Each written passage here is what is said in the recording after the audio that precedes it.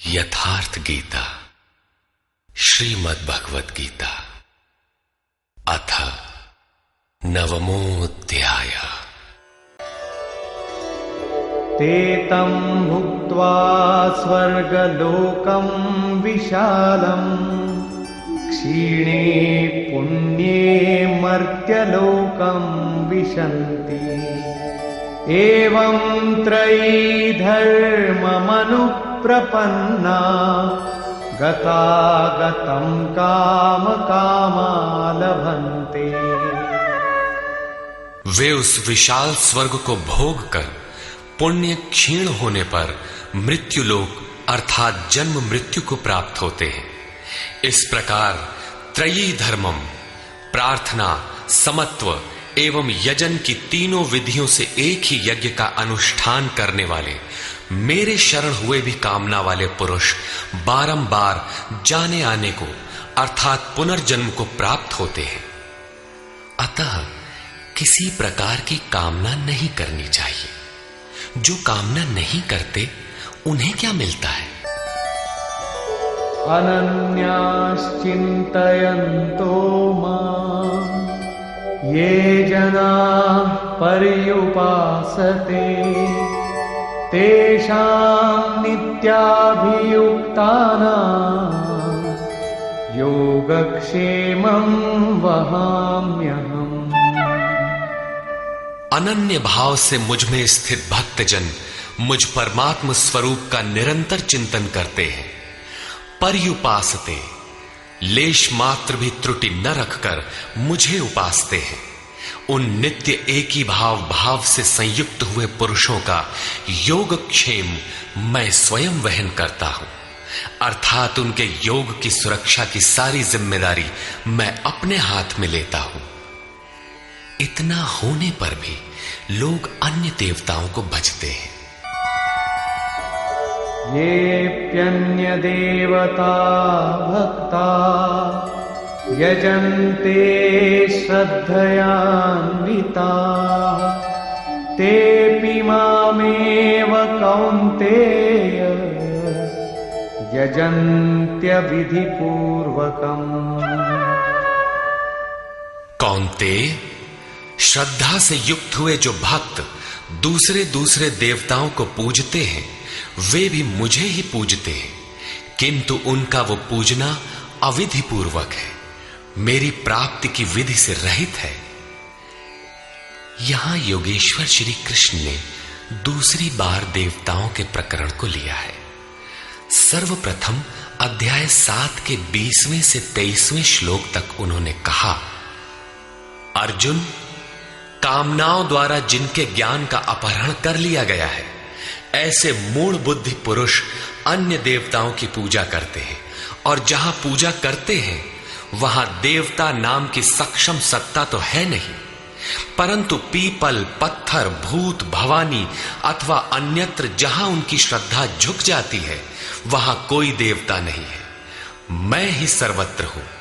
उस स्थान पर मैं ही खड़ा होकर उनकी देव श्रद्धा को उन स्थानों पर स्थिर करता हूं। मैं ही फल का विधान करता हूं, फल देता हूं। फल निश्चित मिलता है, किंतु उनका फल नाशवान है। आज है तो कल भोगने में आ जाएगा, नष्ट हो जाएगा, जबकि मेरा भक्त नष्ट नहीं होता। अतः वे मूढ़ बुद्धि जिनके ज्ञान का अपहरण हो गया है वही अन्य देवता की पूजा करते हैं। प्रस्तुत अध्याय 9 के 23 से 25वें श्लोक तक योगेश्वर श्री कृष्ण पुनः दोहराते हैं, अर्जुन, जो श्रद्धा से अन्य अन्य देवताओं को पूजते हैं वे मुझे ही पूजते हैं, किंतु अविधि पूर्वक है। अब प्रश्न उठता है कि जब वे भी प्रकारांतर से आपको ही पूजते हैं और फल भी मिलता ही है तो दोष क्या है? अहं हि सर्वयज्ञानां भोक्ता च प्रभुरेव च न तु मामभिजानन्ति तत्त्वेनातश्च वन्ति ते। संपूर्ण यज्ञों का भोक्ता अर्थात यज्ञ जिसमें विलय होते हैं, यज्ञ के परिणाम में जो मिलता है वो मैं हूं और स्वामी भी मैं ही हूं, परंतु वे मुझे तत्व से भली प्रकार नहीं जानते, इसलिए च्यवंती गिरते हैं, अर्थात वे कभी अन्य देवताओं में गिरते हैं और तत्व से जब तक नहीं जानते तब तक कामनाओं से भी गिरते हैं। उनकी गति क्या है? यान्ति देवव्रता देवान् पितॄन् यान्ति पितृव्रता भूतानि यान्ति भूतेजा यान्ति मद्याजिनोऽपि माम्। अर्जुन, देवताओं को पूजने वाले देवताओं को प्राप्त होते हैं। देवता हैं तो परिवर्तित सत्ता, वे अपने सदकर्मानुसार जीवन व्यतीत करते हैं। पितरों को पूजने वाले पितरों को प्राप्त होते हैं, अर्थात अतीत में उलझे रहते हैं। भूतों को पूजने वाले भूत होते हैं, शरीर धारण करते हैं, और मेरा भक्त मुझे प्राप्त होता है। वे मेरे साक्षात स्वरूप होते हैं, उनका पतन नहीं होता। इतना ही नहीं, मेरी पूजा का विधान भी सरल है।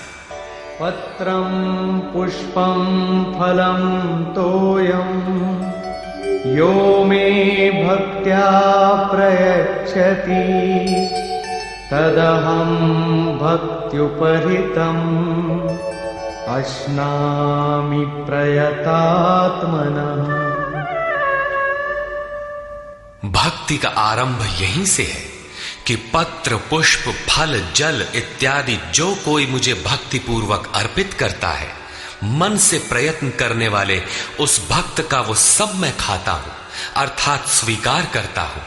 इसलिए यत्करोषि यदश्नासि यज्जुहोषि ददासि यत्तपस्यसि कौन्तेय तत्कुरुष्व मदर्पणम्। अर्जुन, तू जो कर्म अर्थात यथार्थ कर्म करता है, जो खाता है, जो हवन करता है, समर्पण करता है, दान देता है, मन सहित इंद्रियों को जो मेरे अनुरूप तपाता है, वो सब मुझे अर्पण कर, अर्थात मेरे प्रति समर्पित होकर ये सब कर। समर्पण करने से योग के क्षेत्र की जिम्मेदारी मैं ले लूंगा।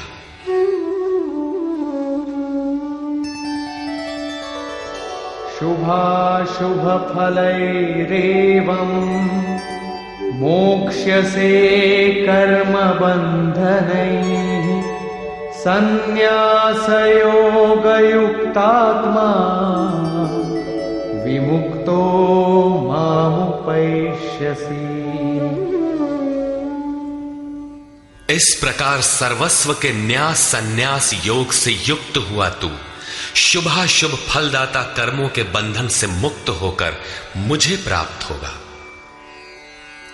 उपर्युक्त 3 श्लोकों में योगेश्वर श्री कृष्ण ने क्रमबद्ध साधन और उसके परिणाम का चित्रण किया है।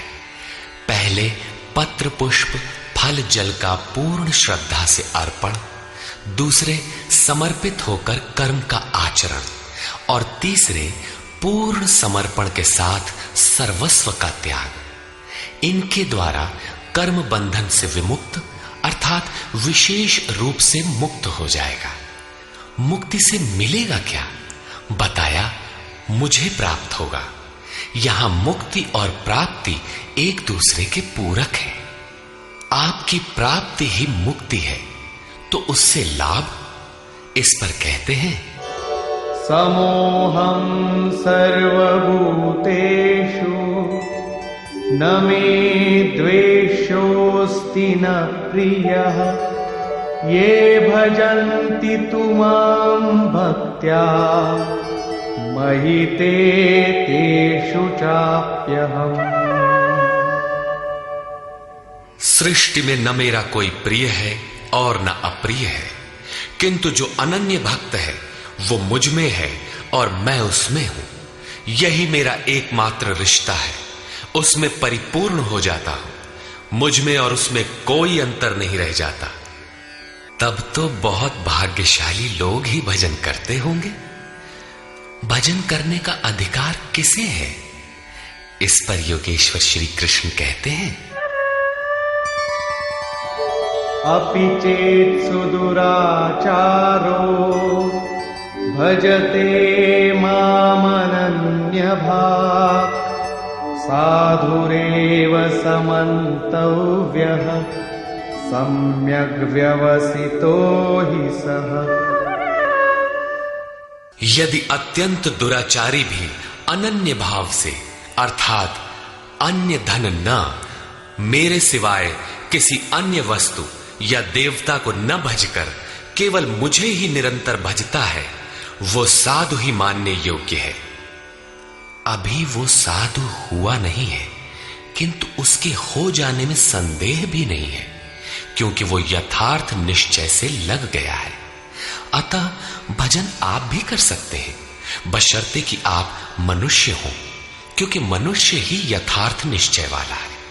गीता पापियों का उद्धार करती है और वो पथिक क्षिप्रं भवति धर्मात्मा शश्वच्छान्तिं निगच्छति कौन्तेय प्रतिजानीहि न मे भक्तः प्रणश्यति।